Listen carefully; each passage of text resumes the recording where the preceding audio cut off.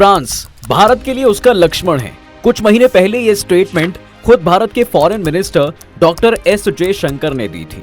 जी हाँ, जिनका इशारा इस तरफ था कि फ्रांस भारत का बेस्ट फ्रेंड साबित हुआ है। बात चाहे डिफेंस की रही हो या यूएन में भारत को सपोर्ट करने की, ये देश हमेशा उन मुल्कों की कतार में खड़ा रहता है जो भारत के वेल विशर्स हैं।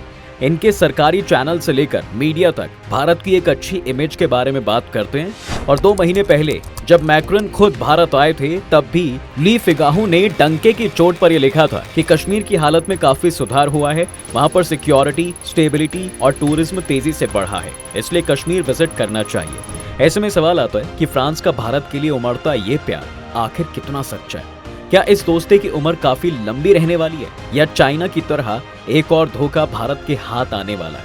चलिए आज की वीडियो में सभी सवालों के जवाब जान लेते हैं। देखिए दोस्तों, फ्रांस और भारत एक ही सिक्के के वो 2 पहलू हैं जिनकी दोस्ती दुनिया की नजरों में तो कम आती है, लेकिन इनकी डिफेंस, ट्रेड, टूरिज्म और इन्वेस्टमेंट की जड़ें एक दूसरे में काफी जुड़ी हुई हैं। जहां एक तरफ फ्रांस लंबे समय से इंडिया के साथ कई मिलिट्री एक्सरसाइज करता आया है और हमें कई फील्ड्स में ट्रेनिंग देता आया है, वहीं भारत के लिए भी फ्रांस वो यार है जिसे उसने सबसे ज्यादा बार बतौर गेस्ट रिपब्लिक डे पर इनवाइट किया है।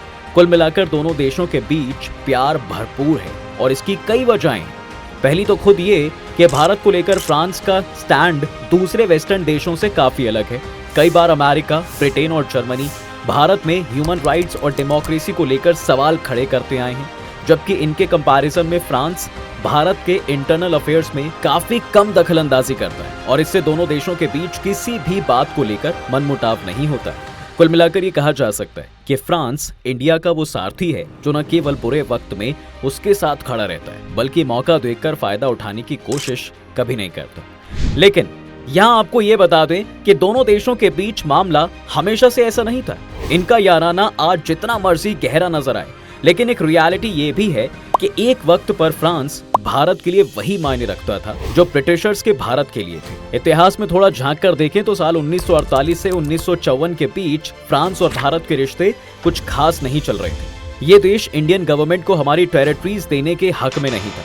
दरअसल पहले फ्रांस ने भी कई कॉलोनी इंडिया में बना रखी थी, जिसे भारत की आजादी के बाद फ्रांस को वापस लौटाना पड़ा और इसे ही लेकर उन्होंने काफी नानुकुर भी किया, लेकिन फिर आखिरकार वो मान ही गया और भारत को पौंडीचेरी, चंद्रनगोर, महे, यानम जैसे हिस्से वापस मिल पाए।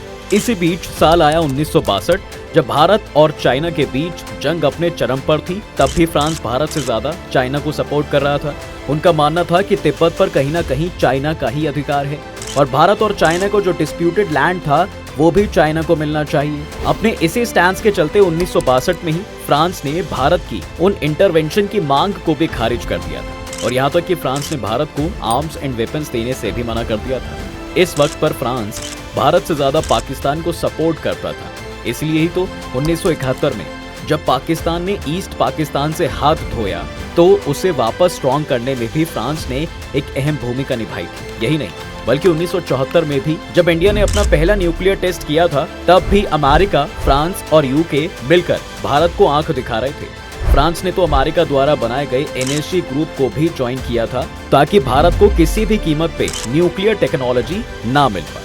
भारत की तरफ फ्रांस की बेरुखी 1987 में भी दिखाई दी थी, जब ये देश पीछे के दरवाजे से पाकिस्तान को मिराज फाइटर जेट्स और एक्सोसेट मिसाइल्स भेज रहा था, जो कि भारत की नेशनल सिक्योरिटी के लिए एक बहुत बड़ा थ्रेट था।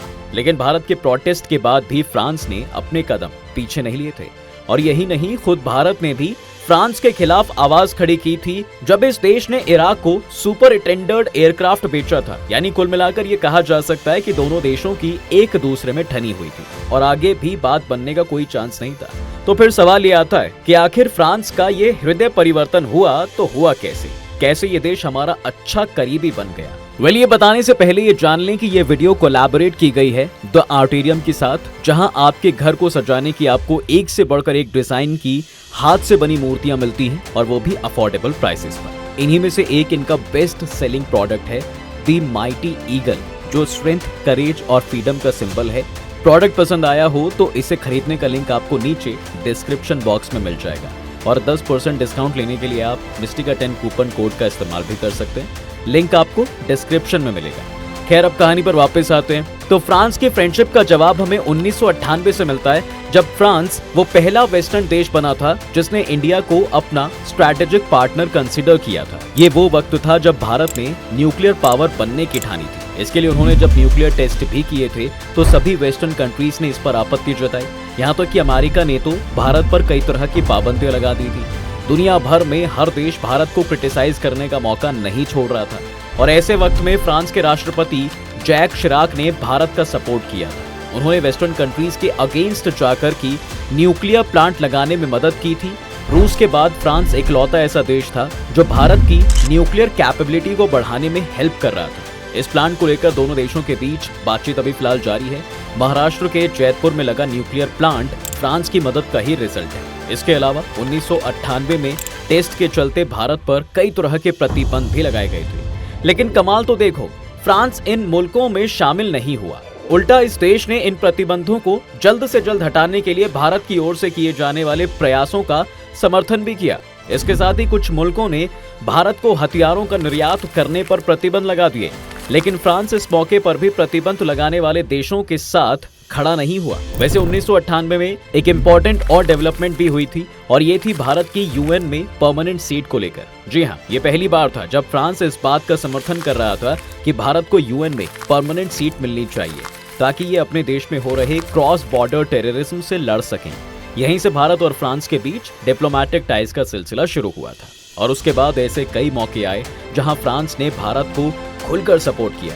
दोनों देशों की इस दोस्ती में असल मोड़ तब आया वैसे जब मैक्रोन फ्रांस के राष्ट्रपति बन गए। इन्होंने राष्ट्रपति पद की शपथ लेने के बाद से ही भारत से अपनी नजदीकी जाहिर की और ऐसे में जब फ्रांस और भारत के बीच राफेल डील हुई तो दोनों देशों के रिश्ते और भी निखरकर सामने आए थे। इसके तहत फ्रांस ने भारतीय पायलटों और टेक्नीशियंस को ट्रेन किया था। विमान में भारत की जरूरतों के अनुसार बदलाव हुए और इससे भारत की वायु शक्ति को बढ़ावा मिला और फ्यूचर के जॉइंट वेंचर्स की नींव पड़ी। फ्रांस का भारत की तरफ झुकाव का अंदाजा आप इसी बात से लगा सकते हैं कि साल 2019 में भी मैक्रोन 26 जनवरी पर भारत आए थे और इस बार साल 2024 में भी वो इंडिया के मेहमान थे। यही नहीं, खुद भारत के पीएम नरेंद्र मोदी फ्रांस के नेशनल डे, जिसे बास्टिल डे कहा जाता है, उसमें बतौर चीफ गेस्ट गए थे। आज देखो, दोनों देशों की दोस्ती को 25 साल से भी ज्यादा हो चुके हैं और इस दौरान भारत को एयरक्राफ्ट से लेकर सबमरीन तक बेचने वाला दूसरा सबसे बड़ा देश फ्रांस ही है। डिफेंस सेक्टर के अलावा इन दोनों देशों ने आतंकवाद से निपटने, समुद्री सुरक्षा और क्लाइमेट चेंज जैसे मामलों पर भी एक दूसरे को समर्थन किया है। सिचुएशन तो ये रही है कि फ्रांस ने हर बार भारत के हितों की वकालत की है। डिफेंस से लेकर ट्रेड, निवेश, साइंस, टेक्नोलॉजी, एजुकेशन और कल्चर, हर क्षेत्र में दोनों देश एक दूसरे की मदद कर रहे हैं। मोदी मैक्रों की दोस्ती की वजह से दोनों देशों के आर्थिक संबंध भी नए मुकाम पर पहुंचे। भारत में फ्रांस की 1000 से अधिक कंपनियां ऑपरेट हो रही हैं। 2022 से 23 में दोनों देशों के बीच कारोबार 10.2 अरब डॉलर रहा। इसके साथ ही भारत EU ट्रेड एग्रीमेंट पर चल रही चर्चा से इन संबंधों का और विस्तार होगा। यानी हम कह सकते हैं कि जहां पहले यूरोपियन देशों में ब्रिटेन भारत का सबसे अच्छा साझेदार था, वहीं अब ये जगह फ्रांस ने ले ली है और रूस के बाद अब फ्रांस भारत का सबसे बड़ा दोस्त बनकर सामने आया है। जबकि इसके विपरीत हम अमेरिका की तरफ देखें तो भारत के साथ अपने रिश्तों को लेकर यह देश अक्सर न्यूज में जरूर रहता है, लेकिन अमेरिका की मीडिया उसी वेस्टर्न थियरी पर चलती है जो भारत को एक गरीब देश की तरह दिखाती है। सोचने वाली बात है कि इंडिया के साथ बिलेटरल टाइज स्टैब्लिश करने के बाद भी अमेरिका का अप्रोच इंडिया की तरफ उतना वेलकमिंग नहीं है जितना कि फ्रांस ने भारत की तरफ दिखाया। इसके विपरीत खुद एक बार डोनाल्ड ट्रंप ने तो ये तक कह दिया था कि कश्मीर में अब खूबसूरती नहीं बल्कि बॉम्ब भी देखने को मिलते हैं। जाहिर है साहब, जब इतना बड़ा स्टेटमेंट किसी देश का राष्ट्रपति देगा तो हालात तो बिगड़ेंगे ही। मगर शुक्र है कि फ्रांस के राष्ट्रपति इमैनुअल मैक्रों ने फ्रांस सिटीजन से कश्मीर विजिट करने की अपील की है। इसके अलावा फ्रांस की कई जगहों पर कश्मीर की पश्मीना शॉल्स भी बेची जा रही हैं ताकि लोग कश्मीर के कल्चर से इंट्रोड्यूस हो पाएं। और इससे जाहिर है कि कश्मीर के टूरिज्म में एक अच्छा खासा बूस्ट मिलेगा जिसका फायदा डायरेक्टली भारत को ही होगा। वैसे बता दूं कि कश्मीर के टूरिज्म में पिछले कुछ सालों में अच्छा खासा बूम देखा गया है, उसमें भी ज्यादातर फॉरेन टूरिस्ट ही कश्मीर घूमने आए हैं। तो हम ये जरूर कह सकते हैं कि फ्रांस ने अपने हैंड से भारत के लिए हर क्षेत्र में सपोर्ट दिखाया है। बिजनेस, डिफेंस और टूरिज्म तक में फ्रांस ने अपने दरवाजे भारत के लिए खोले हैं। ऐसे में ये कहा जा सकता है कि फॉरेन मिनिस्टर जयशंकर जी का बयान कहीं ना कहीं परफेक्ट है और लॉन्गर रन में दोनों देश इसे और मजबूत करने की कोशिश जरूर करेंगे। लेकिन सभी अजम्पशंस, सिचुएशंस और जियोपॉलिटिक्स के परे ये भी देखने वाली बात होगी कि ये दोस्ती कब रियल फ्रेंडशिप की कसौटी में खरी उतरेगी। अब आपका इस पर क्या कहना है, हमें कमेंट सेक्शन में जरूर बताएं। तब तक के लिए हम लेते हैं आपसे विदा, जल्द जाहिर होंगे एक और नई इंटरेस्टिंग टॉपिक के साथ। अगर ये वीडियो पसंद आया है तो इसे अपने दोस्तों के साथ शेयर कर दें और हाँ, वीडियो को लाइक करना बिल्कुल ना भूलें। अगर आपने हमारे चैनल को अभी तक सब्सक्राइब नहीं किया है तो वो भी कर दें। साथ ही बेल आइकॉन प्रेस करना भी ना भूलें ताकि हमारी वीडियो आप तक जल्द से जल्द पहुंच सके।